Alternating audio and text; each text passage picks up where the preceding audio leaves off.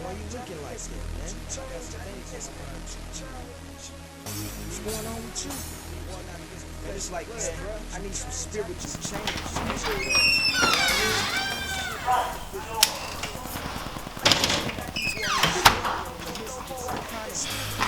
They tell me y'all it's gonna get better, man, but the What up, mom? What you got cooking?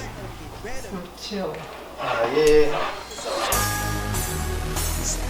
Why you looking like that, man? What's going on with you? But it's like, man, I need some spiritual change, man. You know what I mean?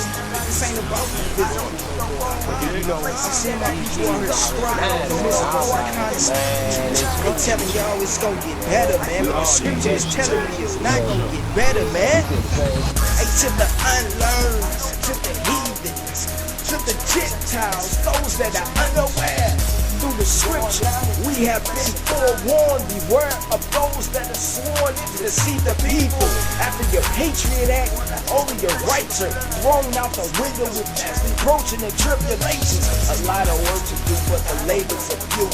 There's nothing, I mean nothing that the world can offer you. Look at my people, lost and willing with no traits of faith. They say that they're living, but they're really hypnotized. Satan's still crippling the nation. Hearts of wax cold, witness the manifestation. Hey, when it comes to truth, there's no participation. I know I'll be afflicted because of my belief. Criticized by the so-called gifted. There's no truth in the land. The adversaries have caused the masses to think that they're saved, but far away from the Father, they're really drifting. Thinking that you're good, but you're facing the same struggle. Oh, you untouchable, but we're about to go through the same tribulation and troubles. The stakes have doubled. Satan allowing you to think that you're cool. Educated fools trapped in your own bubble. Put down your idols, cause in reality Yeshua is the only one that's got that love for you. These modern day pharaohs are trying to manipulate your mind. Ever since the cargo ships, we still have been behind enemy lines. Your gas and your oil prices will soon increase. I'm already knowing, just to say the least. We're about to go through what the Father said was yet to come. From Genesis to the New Testament. What up, Jake?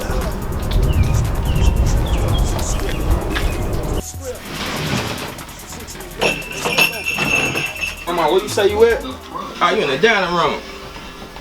Hey, Grandma. Hey, how you? I'm alright, how you doing? All right. Oh.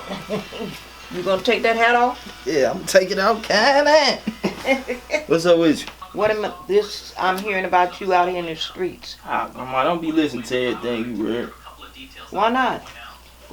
What am I supposed to do? Supposed to believe me. Oh, really? Yeah. Well, I just don't want to hear nothing bad happening with you. With this neighborhood down here. I don't even be down here for real. Well, you don't have to be down here but once. And I don't know where you are.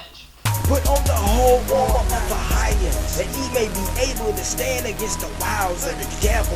For we wrestle not against the flesh and the blood, but against the principalities, against the powers, against the rulers of darkness of this world, against the spiritual wickedness in high places. Wherefore, take up on the whole armor of a higher, that he may be able to withstand in the evil days. Having done all to stand, stand therefore, having your lions girt about with truth, and having on that breastplate of righteousness, and your feet shine with the preparations of the gospel of peace. Above all, taking the shield of faith, wherewith ye shall be able to quench all the fiery darts of the wicked, and take that helmet of salvation and the sword of the Spirit, which is the word of a higher, praying always with all prayer and supplication in the Spirit, and watching thereunto with all perseverance and supplication for all saints, and for me that utterance may be given unto me, that I may open my mouth boldly to make known the mysteries of the gospel. For I am an ambassador in bonds, and that therein I may speak boldly as I ought to speak.